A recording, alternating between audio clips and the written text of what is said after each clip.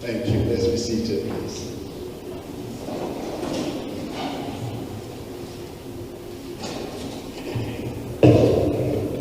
Dr. Joe Phaahla, Minister of Health of the Republic of South Africa. The MECs of Health from a number of our provinces.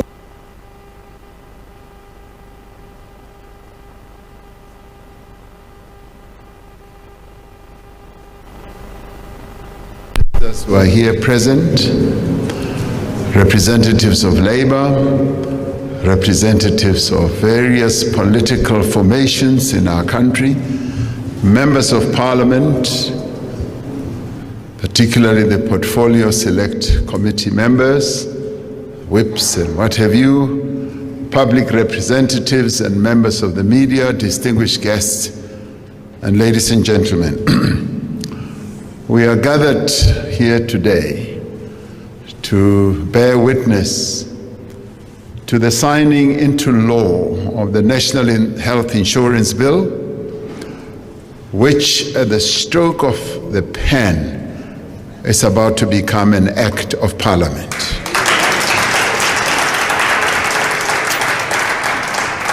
This is clearly a pivotal moment in the transformation of our country and, in fact, in the history of our country. It is a milestone in South Africa's ongoing quest for a much better, just society.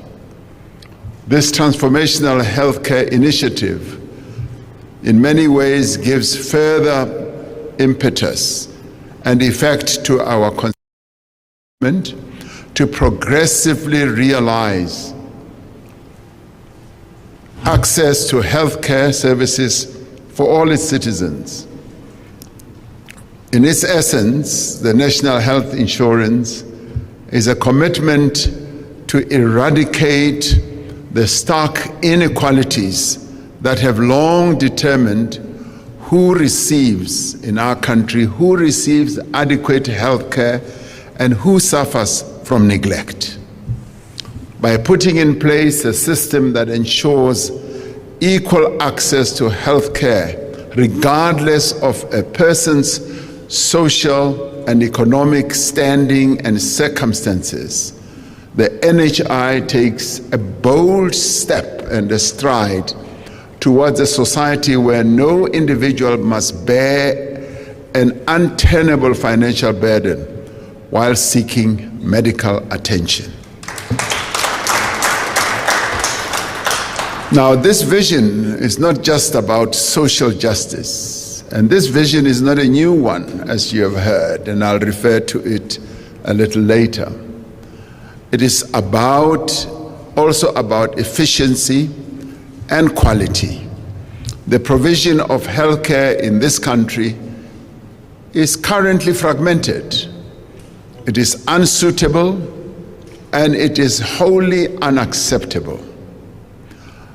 The public sector serves a large majority of the population but faces budget constraints. The private sector serves a fraction of society at a far higher cost without a proportional improvement in health outcomes. Now, addressing this imbalance requires a radical reimagining of resource allocation and a steadfast commitment to universal health care, a commitment we made to the United Nations.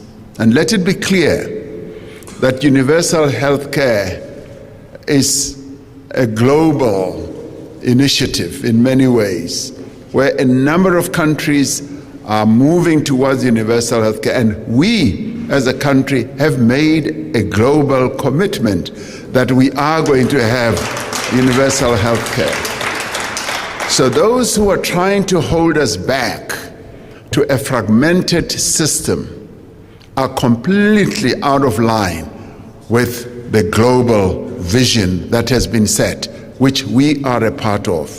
Remembering that South Africa is part of the global community, so we are not mad, we are not outliers. We are very much in line with what is happening in the global community. The real challenge in implementing the NHI lies not in the lack of funds, but in the misallocation of resources that currently favors the private health sector at the expense of public health needs. That's where the problem is. The NHI bill presents an innovative approach to funding universal health care based on social solidarity. And solidarity is important. It's an important concept, and I digress for a minute by also reminding us that when we faced a global challenge which was brought about by COVID-19, we harped on the issue of solidarity. And we kept saying we want international solidarity so that those countries, particularly in the Northern Hemisphere, who have been able to have much better systems, aided and abetted by the colonialism, the empowerment that they received from raping and pillaging the resources of countries that they had colonized, that they must pledge solidarity. And we did so when it came to vaccines, we did so when it came to PPEs, we did so also when we came to debt relief. And we said, we need solidarity. And it was embraced to a large extent, even by those in the Northern Hemisphere. This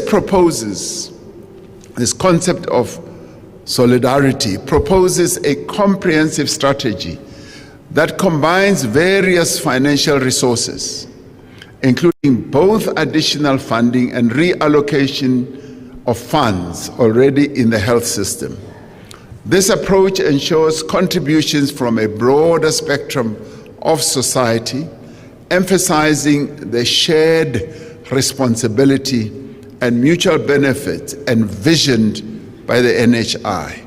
I repeat, the shared responsibility that we all have as South Africans. Now, the financial hurdles facing the NHI can be navigated with careful planning, strategic resource allocation, and a steadfast commitment to achieving equity. And let me repeat, achieving equity. And I want to emphasize this point, that achieving equity is what the struggle against apartheid has been all about. And it continues to be about that we should have equality. Now we cannot have a situation where there is a portion of the South African population that continues to live under an unequal system, whilst the others continue under a privileged type of system. This is completely against what ethos of our democracy is. So for those who would like to see those privileges that they've continued to enjoy continuing, sorry, you are on the wrong boat. The boat that we are on is about equality. Now, the NHI carries the potential to transform the healthcare landscape, making the dream of quality, accessible care a reality for all its citizens. Now, I will not go into the criticisms that have always been levied about this type of system we want to establish. The NHI Fund will procure services from public and private providers to ensure all South Africans have access to quality health care. The NHI recognizes the respective strengths and the capabilities of the public and private care health systems. Now, quite often it is said the private healthcare system is the real backbone of our health, and they have the best of everything. And they always try to downgrade the public health system, and in fact, in a very insulting way, they dismiss it completely.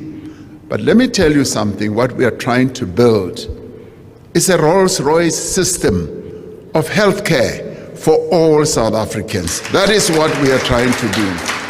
Now, it aims to ensure that we complement the systems and reinforce them with each other.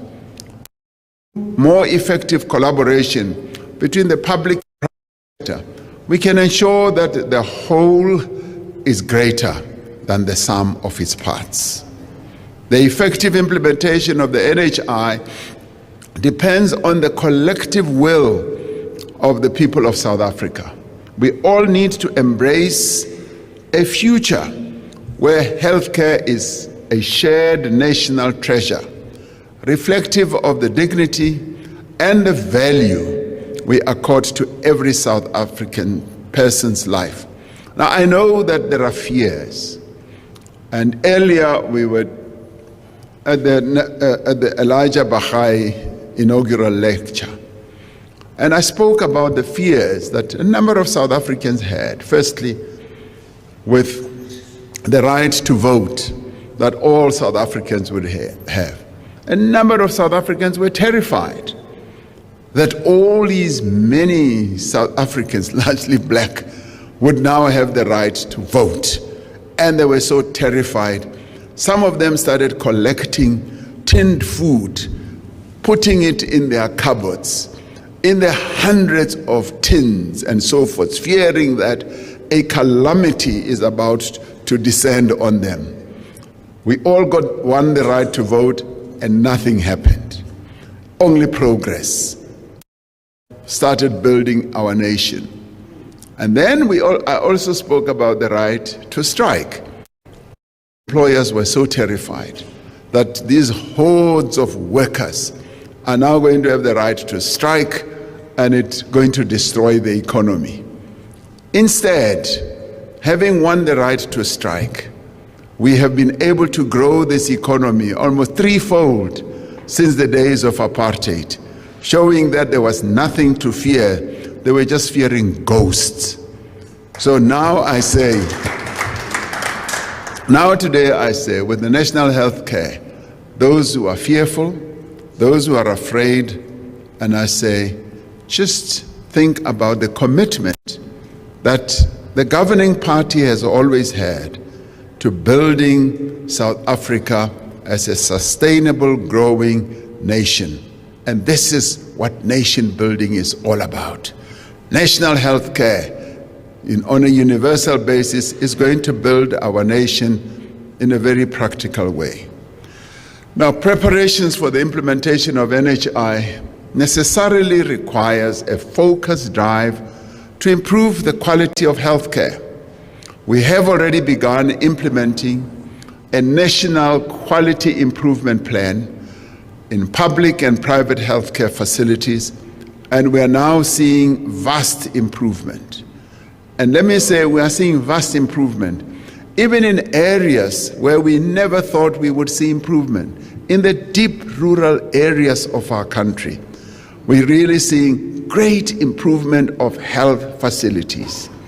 Even in our townships, where even old people go and no longer need to queue up, for instance, for getting their critical care medication. They get it through computer calculations, and they just go and pick their medication up from cubicles. And that is what improvement of healthcare is all about. It's happening in the townships. I go to the deep rural areas in Limpopo, in KZN, in Northwest, and I go to hospitals right in the rural areas. And I'm always amazed that they have the same machines, MRI machines, whatever they are called, right in rural areas. Machines that are able to beam information immediately to doctors in Johannesburg, to doctors wherever in the world, and they are able to do the diagnosis. That is the journey we have embarked upon. Now, that is the improvement of our healthcare. Now, the detractors always talk about the very negative, where we are effecting improvements, where they will talk about, oh, the shortage of this headache pill in hospital X or in clinic Y and so forth. And then they want to bring the whole temple of NHI down. And we say no, we are improving. Now, in signing this bill, we are clearly signaling our determination to advance the constitutional right to access health care as articulated in Section 27 of our Constitution.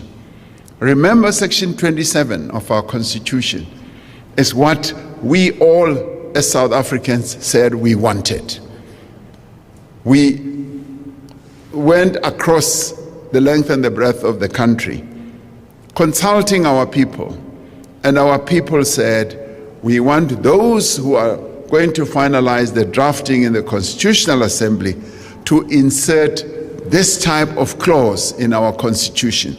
And the Section 27 says, and I want to read it, it prescribes that everyone has the right to have access to health care services, including reproductive health care. And it goes on to say the state must take reasonable legislative and other measures within its available resources to achieve the progressive realization of each of these rights. And it goes on to say, no one may be refused emergency medical treatment. But if you read it more carefully, it says, no one may be refused medical treatment here in South Africa. That is what the people of South Africa wanted. And this is what we are signing to today. That's what we are signing to. Now, Minister Phaahla referred to the African claims on health. I want to refer to that as well, because this has been an 81-year struggle. Conceived in the African claims and inserted in that claim is the following. They had a paragraph talking about public health care and medical services. And they said, we regard it as the duty of the state to provide adequate medical and healthcare facilities for the entire population. Carefully listen. Not for a section of the population, for the entire population of the country. We deplore, they said, 81 years ago, and deprecate the fact that the state, and they used to use good English, we deplore, and they were very educated, these, we deplore and deprecate the fact that the state has not carried out its duty to the African in this regard, and has left this important duty to philanthropic and voluntary agencies. As a result of this gross neglect, the general health of the entire African population has deteriorated to an alarming extent. We consider that the factors which contribute to this state of affairs are these: the low economic position of the African, which is responsible for the present gross malnutrition, general overcrowding, higher mortality and morbidity rates. Now, who are the people 81 years ago who penned down this African claim? I want to give you just an insight of some of them. Some of them. It was an R.G. Baloyi, who was the TG of the ANC, R.T. Bokwe, who was a medical doctor, Reverend James Talata, a priest and Secretary General of the ANC, Godlo, member of the Native Representative Council, Kabane, teacher, Moses Kotane, Secretary of the South African Communist Party and member of the ANC, Mac Lepodisa, a trader, businessman, Reverend Zed Mahabane, Minister Chaplain of the ANC at the time, Makabani, Mapikela, ZK Matthews, Mbata, Govan Beki, Mwerani, who was a teacher, member secretary of the Natal Bantu Teachers Association, Mufusanyane, member of the committee NEC of the ANC, Molema, J.S. Moroka became president of the ANC, Mpitso, Mtimkulu, there were many Mtimkulus, Dr. Pixley Isaka Seme became president of the ANC, Sitlogelo, Selepo Tema, editor of Bantu World, Kliniwe, A.B. Kuma was the president of the ANC, and. Now this is a galaxy of really outstanding leaders of our people at the time. 81 years ago, were they mad? No. Were they clear about what was needed in this country? Yes. 81 years later, we are achieving the dream that they set out. Now, given that it took 82 years for the African National Congress, that's the governing party of this country, to achieve the freedom that we today enjoy, it has taken 81 years to get an achievement of the African claims. And that is why I'm going to sign this bill.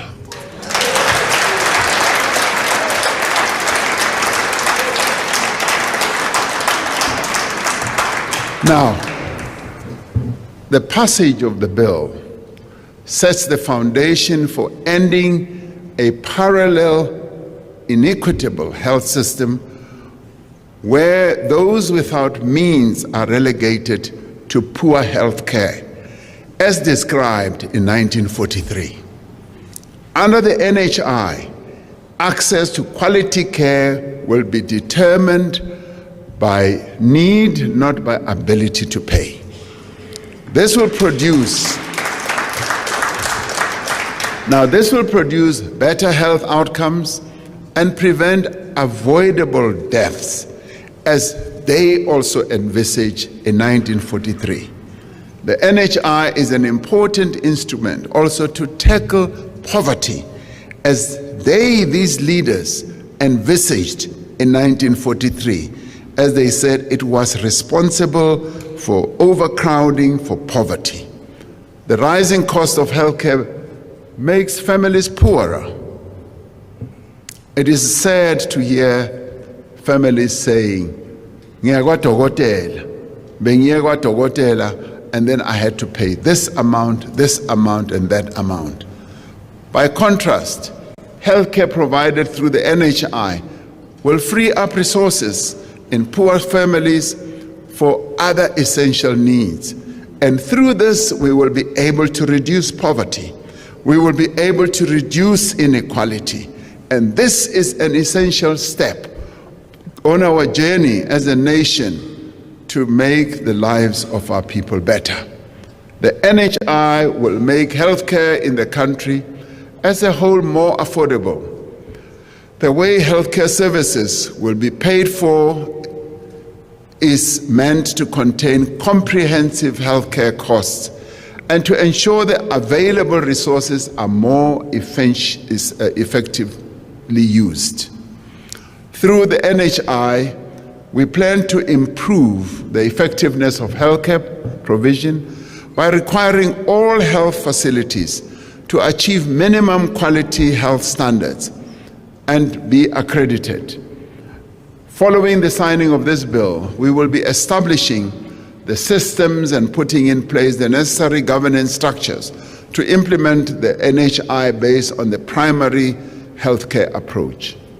Now, the implementation of the NHI will be done in a phased manner, in a phased approach, with key milestones in each phase rather than an overnight event. Now, some fear that yes, overnight, it is just boom, going to happen.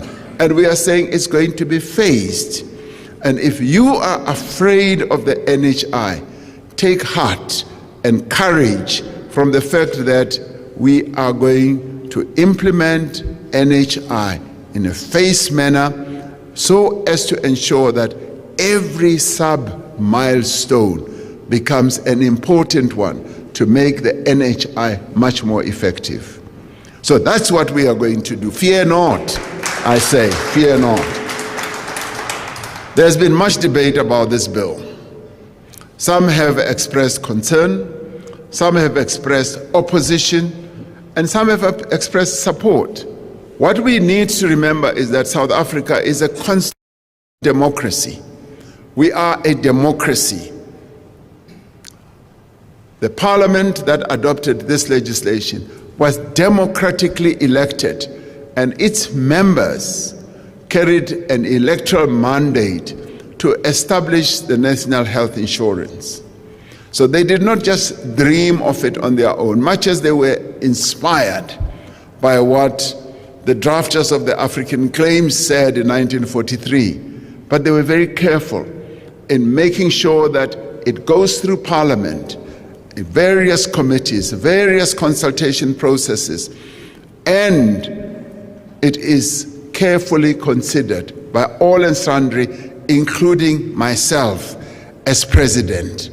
Having given it due consideration, I have now arrived at the conclusion that it must be an act of Parliament.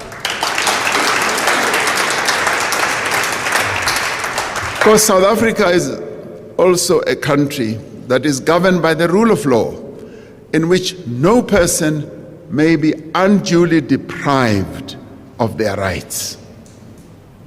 We have a clear Bill of Rights. We have a really robust constitution. So those who fear that this bill or this act is going to erode their rights, just be assured that there is a constitution, there's a Bill of Rights that protects all of us. We're a country that has been built on dialogue, on partnership, on working together to overcome differences in pursuit of a better life for all its people.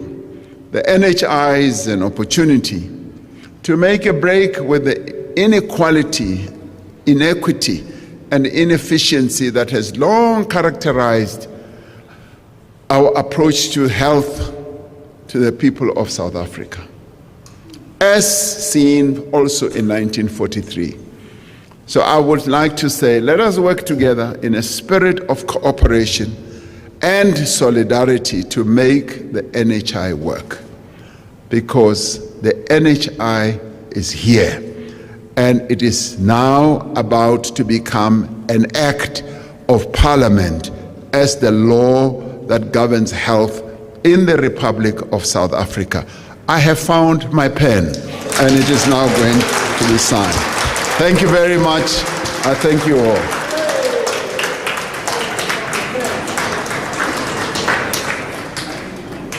With an applause, another big round of applause.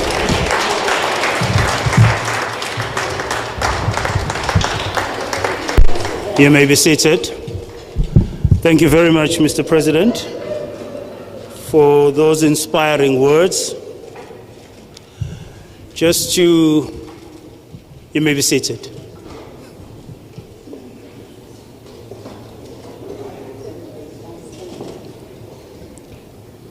Just a few acknowledgements of some of the dignitaries that have graced us with their presence to witness this momentous occasion. We have the World Health Organization country representative amongst us, Mr. Fabian Ndenzako. We also have the President and the CEO of the Health Professionals Council of South Africa. We have the chair of the Portfolio Committee, Health Portfolio Committee, Dr. Jacobs. We also have the chair of the NCOP, Health Select Committee, Mr. Zoisile Njandu. I'd also like to recognize all health professionals that are here with us, as well as leaders and representatives of big business that are also here. Also like to recognize Minister Nzimande. You're welcome, Perpetua. And also recognize Minister Thulas Nxesi, the Minister of Employment and Labor. And lastly, recognize Ubaba Utinangwe, the Deputy Minister of Health, Dr. Sibongiseni Dhlomo.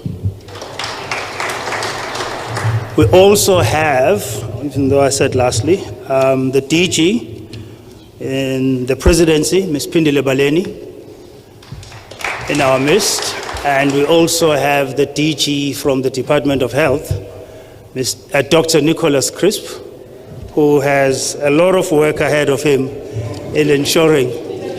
Oh, Buthelezi, sorry, my apologies. My apologies.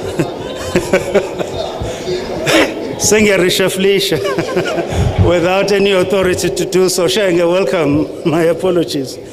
I think we are ready now to invite the president.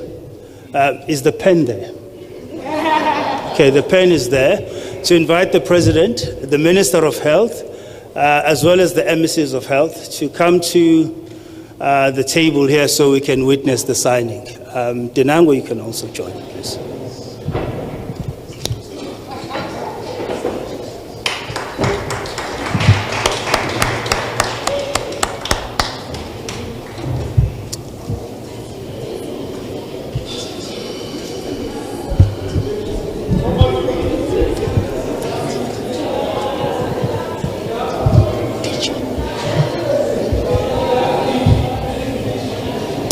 Okay, if we may please sit it, because we're blocking the view of the cameras at the back. This is a live event.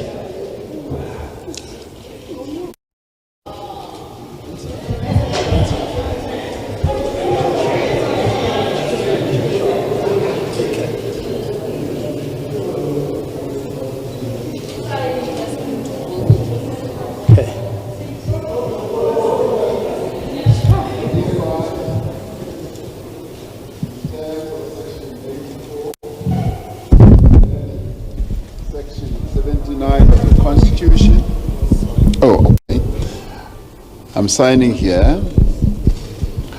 I hereby, in terms of section 84.2, read with section 79.1 of the Constitution of the Republic of South Africa, 1996, assent to the National Health Insurance Act of 2023, Act number 20, and sign the English text thereof, given under my hand at Pretoria on this day, 2024.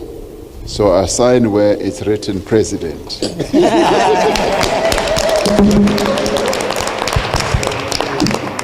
And then I then sign where the act has to be assented to.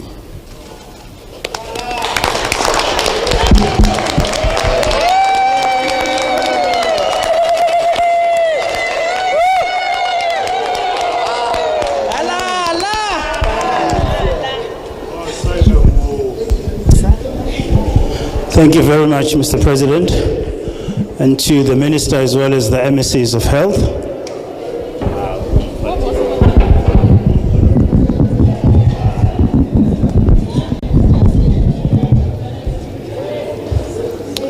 Yes, if the Minister and the Deputy Minister and the emissaries can remain in front for a picture. Thank you.